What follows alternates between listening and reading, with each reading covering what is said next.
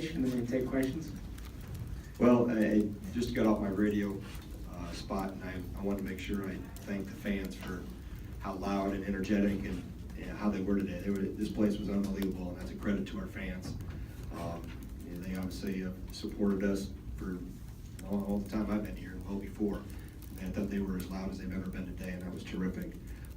Regards to the game, extremely physical. We wanted to maybe run the training room out of ice after the game, but I thought guys, specifically in the second half, stepped up and answered the bell, so to speak. We were much better in the paint. Obviously got to the free throw line a bunch, try to be more or convert more of those opportunities into more points, but and then also only one turnover in the second half. So that was more like how this team is. And they Showalter, I thought, did a pretty good job, even though Trimble gets 27. He had to work extremely hard.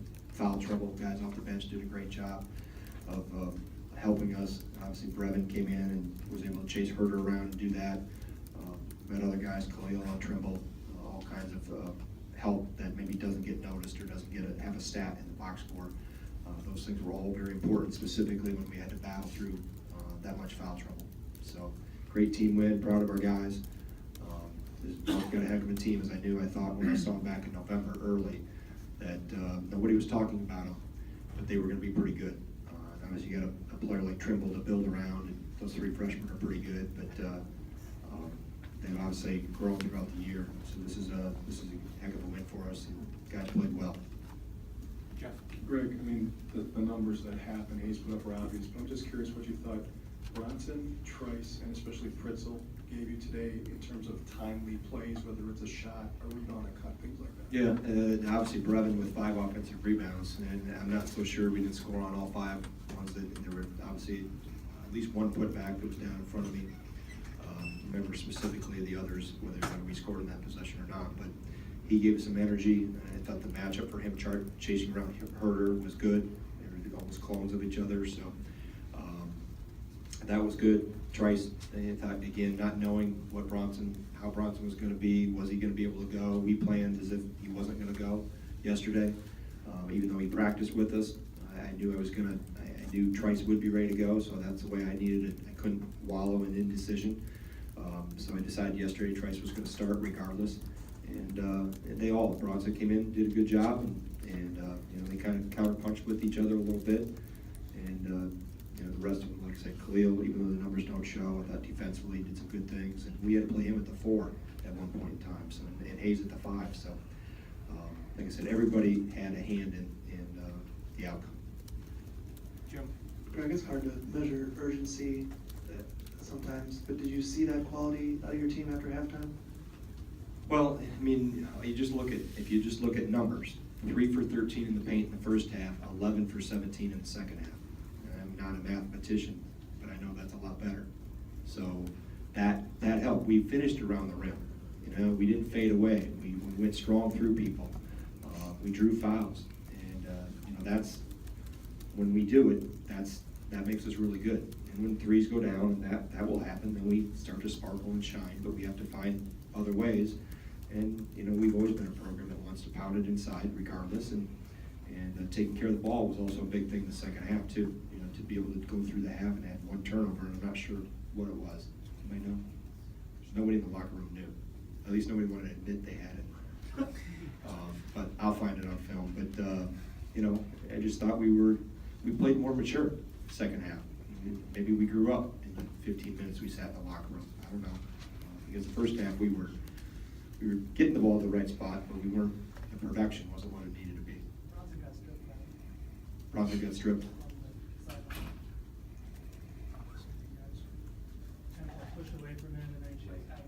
Okay. Greg, Nigel said he wanted to be more assertive. You wanted to be more assertive. Did you get what you wanted out of it? I think in the second half specifically, he was 2 for 7 in the first half, so he goes 4 for 8, but he went to the foul line, a lot more. He did what he does well, and that's what he's good at. He's a matchup problem. If he put a smaller, lighter guy on him, you got enough power and strength and size to go through people. He put a bigger guy on him, he could counter and spin, and he's such a willing passer too. You know, he finds guys, and I mean, that pass to Hap, where Hap snuck in behind on the double team. I mean, his vision, his IQ, he understands the game. If he wants to be a coach, he'll be a good one day, because he sees things the way I see him, and for how he sees the game. You know, he's very astute in that regard, and you know, he's unselfish. So he wants to win. He doesn't care really about the other stuff. He just wants to win, and sometimes it's not pretty, but the kid wants to win. So he was able to help in a huge way in the second half. And Bronson had 9 in the second half.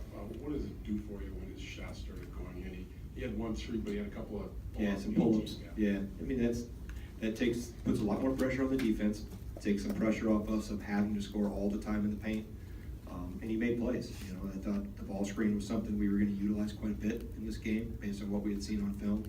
And you know, we've got 2 guys specifically in Koenig and Trice that are. Trice is getting a lot better with it, and guys are starting to figure out that he throws the ball pretty hot, so you better be ready, because he's going to find you.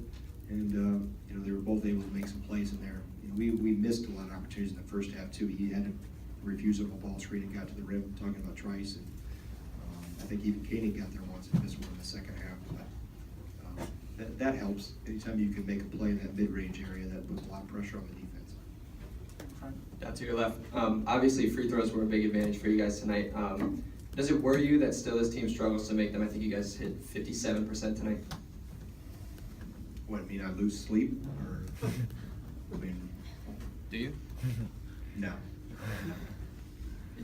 They practice them. We practice them. They know it. I mean, and they'll stand in practice and shoot it pretty well. You know, pretty soon we're gonna end up looking like the locker room from Major League. We have the candles and the oil and all the garlic around our neck. Hey, just step to the line and make the free throws. It's not that. Yeah, 2 guys they get there the most have a hard time with it being consistent. They know it, and I don't need to browbeat them about it. They work on it. They spend maybe more time than anybody else at it, more time away from practice. So it's not like it's a hidden secret, but I also don't. I can't yell them into doing it better. We work on some technique things, trying to be consistent with your delivery, and sometimes the heat of the moment, also you forget about that element. You know, hearts pounding, 17,000 are screaming. You know, you just had to, you know, work for a while. You're worn out, tense moment. So I don't know. I don't want to try to make a bigger deal of it than what it needs to be. So we'll keep working at it. They'll keep working at it. They're committed to trying to get better. So that's what we're trying to do.